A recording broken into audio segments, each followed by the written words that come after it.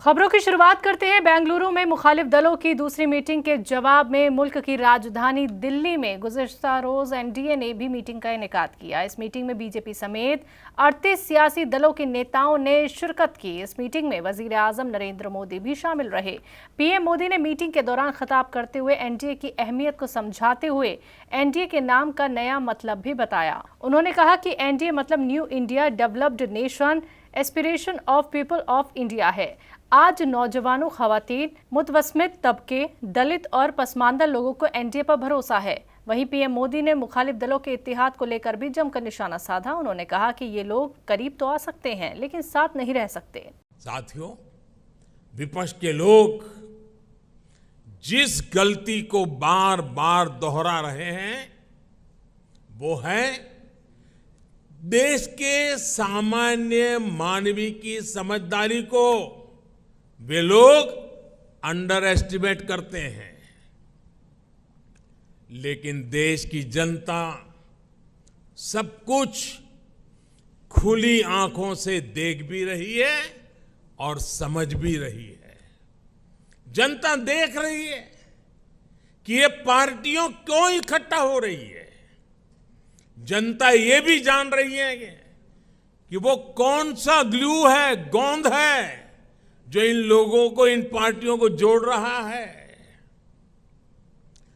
किस तरह छोटे छोटे स्वार्थ के लिए मूल्यों और सिद्धांतों से समझौता किया जा रहा है। लोग देख रहे हैं कि केरल में लेफ्ट और कांग्रेस एक दूसरे के खून के प्यासे हैं, लेकिन बेंगलुरु में दोनों पार्टियों के नेता हाथ में हाथ डालकर मुस्कुरा रहे हैं। लोग देख रहे हैं कि बंगाल में लेफ्ट और कांग्रेस के नेताओं पर, उनके कार्यकर्ताओं पर टीएमसी हमले कर रही है, लेकिन इनके नेता टीएमसी के खिलाफ कुछ भी बोलने से बच रहे हैं। इसलिए देश के लोग कह रहे हैं कि गलबहियां मिशन नहीं है, मजबूरियां है। इनकी सच्चाई आपको दूसरे राज्यों में भी दिखाई देगी। नेशनल कॉन्फ्रेंस के नेता और पीडीपी के नेता एक दूसरे को कैसी कैसी गालियां देते हैं। आरजेडी और जेडीयू के लोग कैसे कैसे शब्दों से एक दूसरे को नवाजते थे। देश की जनता ने यह सब करीब से देखा है और देख रही है।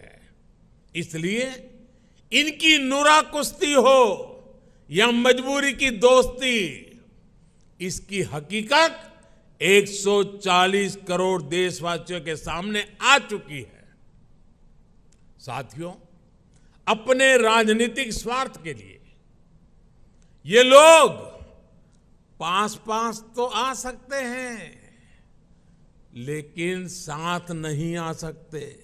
तो दिल्ली में गुज़िश्ता रोज एनडीए की मीटिंग मुनक्किद हुई, जिसमें वजीर आजम नरेंद्र मोदी ने एनडीए नाम का नया मतलब न्यू इंडिया डेवलपमेंट एस्पिरेशन बताया। एनडीए की मीटिंग और पीएम मोदी की तरफ से एनडीए के नए नाम को लेकर आपके सीनियर नेता संजय सिंह ने बीजेपी और पीएम नरेंद्र मोदी पर जमकर निशाना साधा। क्या कुछ कहना है उनका, सुनवाते हैं। देखिए, सबसे पहली बात तो ये हुई कि जो नरेंद्र मोदी जी अपने आप को ये कहते थे कि एक अकेला काफी है, एक अकेला सबको हरा देगा, जब इंडिया की 26 दलों की बैठक बेंगलोर में होती है तो मोदी जी घबराकर, इतने ज्यादा घबरा गए कि उन्होंने ऐसे ऐसे दलों को बुला लिया, हम, तुम, कहां, कैसे, लेकिन, वेकिन, मेकिन, सारे दलों को बुला लिया। 38 दलों की मीटिंग की, जिसमें से ज्यादातर दल, 26 दल ऐसे हैं जिनके एक भी सांसद नहीं है। तो ये पहली बात तो मोदी जी की घबराहट बताती है और ये साबित होता है कि अब शायद 24 में उनकी विदाई तय है। दूसरी बात, इंडिया जो एक गठबंधन बना है बेंगलोर की आज बैठक में, वो कुछ मुद्दे लेके देश की जनता के सामने आएगा और जो लोगों के जिंदगी से जुड़े हुए सवाल हैं, उनकी जिंदगी की जो दुश्वारियां हैं, उसको कैसे कम किया जा सकता है, इसके बारे में वो एक विकल्प देश के सामने रखेगा। तो आज मोदी जी की घबराहट, क्यों नहीं एनडीए याद आया उनको अब तक? 9 साल में उनको कभी एनडीए याद नहीं आया। जब सारी पार्टियां इंडिया के गठबंधन में 26 दल आ गए, तब उनको एनडीए याद आ रहा है। तो ये लड़ाई इंडिया वर्सेस एनडीए की है और निश्चित रूप से इंडिया जीतेगा। ये हम तुम मैं क्यों कहाँ कैसे लेकिन वेकिन को इकट्ठा करने से कुछ होने वाला नहीं है। उन्होंने इस देश का बेड़ा गर्क कर दिया। नौजवान बेरोजगारी से तबाह हो गया। किसान को उसके फसल का दाम नहीं मिल रहा है। महंगाई का आलम यह है कि दूध हो, दही हो, छाछ हो, आटा हो, दाल हो, चावल हो, टमाटर हो, लहसुन हो, अदरक हो, पेट्रोल हो, डीजल हो, सब महंगाई आसमान पे पहुंच गई। 15 लाख तो दूर की बात है, जो घर में पैसा था वो भी नोटबंदी के नाम पे जमा करा दिया। तो इन 9 सालों में बहुत तकलीफ इस देश के लोगों को मोदी जी ने दी है, जिसका 24 में उनको जवाब देना पड़ेगा और इंडिया को जवाब देना पड़ेगा। गुज़िश्ता रोज बेंगलुरु में हुई मुखालिफ दलों की मीटिंग में इत्तेहाद के ऐलान के बाद बीजेपी भड़क उठी। इत्तेहाद से ज्यादा उसके नाम इंडिया को लेकर बहसबाजी का दौर जारी है। इत्तेहाद के नाम की मुखालफत कर रही बीजेपी पर शिवसेना उद्धव ठाकरे गुट के नेता संजय राउत ने हमला बोला और कहा कि इंडिया नाम पर तनाजा करने वाले वतन परस्त नहीं है। भारतीय जनता पार्टी में भी भारत नाम है। इंडिया नाम के ऊपर विवाद करने वाले देशभक्त लोग नहीं है। इंडिया नाम से विवाद क्यों करते हैं? क्या इंडिया नाम से कोई पॉलिटिकल पार्टी नहीं है? भारतीय जनता पार्टी क्या है? भारत है ना, है क्या नहीं? मोदी इज इंडिया का मतलब क्या था? जो नाराज देते थे बीजेपी के लोग, Modi is India, Modi is India, उसका मतलब क्या है? मोदी जी के पुराने भाषण सुनो। बीजेपी को वोट यानी वोट फॉर इंडिया, उसका मतलब क्या है? इस देश का हर नागरिक इंडिया है। इस देश का हर नागरिक भारत है। इस देश का हर नागरिक हिंदुस्तान है और हम सब मिलकर इंडिया है। यह हमारा परिवार है और हम इस देश में जिस प्रकार की सरकार ये लोग चला रहे हैं तानाशाही की, उसके खिलाफ इंडिया चुनाव लड़ेगा और इंडिया चुनाव जीतेगा। जो आपके साथ बैठे थे वो कौन थे? 70,000 करोड़ का सिंचन घोटाला, मिर्ची का व्यवहार, वो मिर्ची भी आपके साथ खड़ी थी और सिंचन घोटाला भी आपके अगल बगल खड़ा था। तो भाई जब आप दूसरे की तरफ उंगली दिखाते हो तो 4 उंगली आपके साथ। क्या आप बातें छोड़ दीजिए घोटाले की। एनडीए घोटालेबाजों की पार्टी है। आपने देखा जुमलेबाज और घोटालेबाज सब एक साथ थे। अब उनको एनडीए की याद आ रही है। जब इंडिया एक साथ आ गया, भारत एक साथ जुट गया बेंगलुरु में, तब एनडीए की याद आ रही है। अब अगली बैठक जो है इंडिया की वो मुंबई में है। हम 2 दिन में तारीख तय करेंगे। भारत की इस गुट अगली बैठक मुंबई में है। गुज़िश्ता रोज बेंगलुरु में मुखालिफ दलों की मीटिंग कामयाब रही। मुखालिफ दलों के नेताओं ने इस अजीम इत्तेहाद का नाम इंडिया रखा है। इस मीटिंग को लेकर छत्तीसगढ़ के वजीर आला भूपेश बघेल का बड़ा बयान सामने आया है। बीजेपी को घेरते हुए सीएम बघेल ने कहा कि बीजेपी और उसके हिमायती दलों के नेता मुखालिफ दलों की मीटिंग देख के घबरा गए हैं, इसलिए उन्होंने फटाफट एनडीए की मीटिंग बुलाई।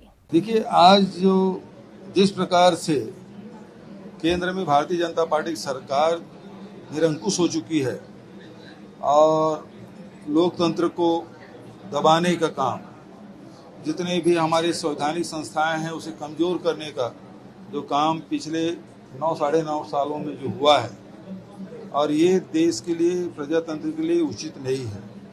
और इस बात को सभी दलों ने महसूस किया और एक साथ बैठने का निर्णय लिया। पहले पटना में हुआ था और बेंगलुरु में बैठक हो रही है, जिसमें 26 दल के लोग उसमें शामिल हुए हैं। तो ये बड़ी उपलब्धि है प्रजातंत्र के लिए भी और 2024 के चुनाव के लिए ये बैठक बहुत महत्वपूर्ण है। और उसे भारतीय जनता पार्टी और उसके सहयोगी दल के लोग बड़े घबराए हुए हैं और इस कारण से वो लोग भी आनंद फानंद में बैठक आयोजित किए हैं। तो ये बताता है कि जो 26 दल के जो बैठक हो रही है उससे भारतीय जनता पार्टी बहुत घबराई हुई है, डरी हुई है। शराब घोटाला मामले में गिरफ्तार हुए मनीष सिसोदिया को आज दिल्ली में वाक़े राउज एवेन्यू कोर्ट में पेश किया गया। मामले की अगली सुनवाई 25 अगस्त को होनी है। इस दौरान अदालत की जानिब से पुलिस को कुछ हिदायत भी दी गई हैं। कुछ दिनों पहले कोर्ट में पेशी के दौरान मनीष सिसोदिया के साथ पुलिस की तरफ से धक्का मुक्की हुई थी।